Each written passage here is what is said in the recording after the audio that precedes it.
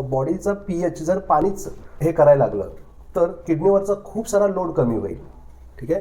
So kidney आनंदी होईल, खुश होईल तुमच्यावरती की माझं काम कोणतरी करणारं पाणी झालेलं आहे. सो त्याच्यामुळे काय होणार आहे की तुमच्या लाईफमध्ये खूप साऱ्या रेस्ट्रिक्शन करायची गरज नाही आहे. जरी तुम्ही चहा आवडतोय तर चहा प्या, पण हे पाणी प्या.